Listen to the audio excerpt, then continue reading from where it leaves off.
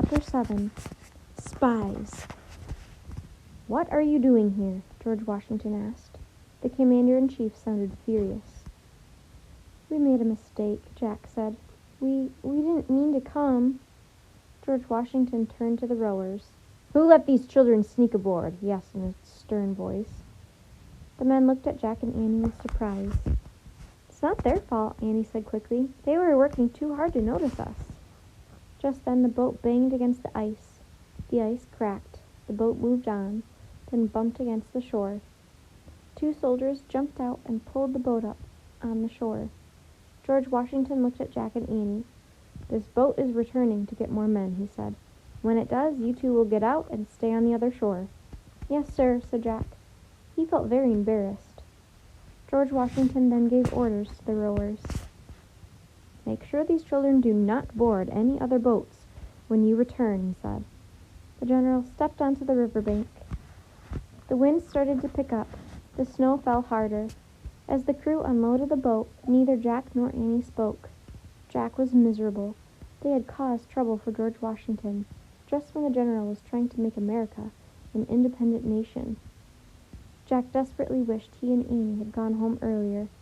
They watched more and more boats land on the riverbank. As the soldiers unloaded their weapons and horses, a freezing rain began.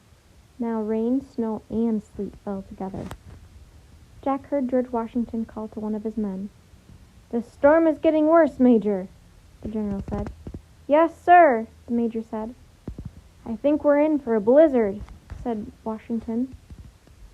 "Yes, sir. Our mission may be hopeless, sir," said the major. "Should we call it off?" "No, you shouldn't," Jack whispered. "You're going to win." "Should we turn back, sir?" the major said. "No, no," said Annie. She stood up. The boat rocked. "Don't turn back, George Washington, sir," she shouted. "You have to march on, sir.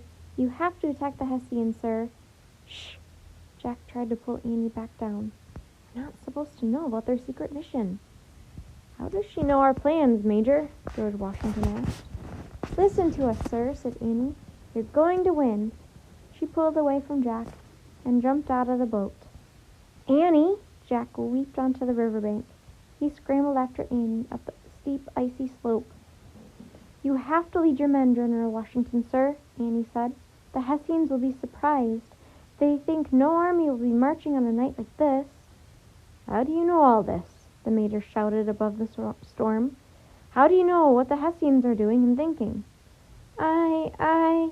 For once, Annie seemed at a loss for words. "She just guessed," said Jack. Just then the bearded soldier, who had yelled at Jack earlier, stepped forward. "I saw this boy earlier," he said. "He was writing things down." "No, I was just..." Now Jack was at a loss for words. "Seize them!" the major shouted. "They're spies!"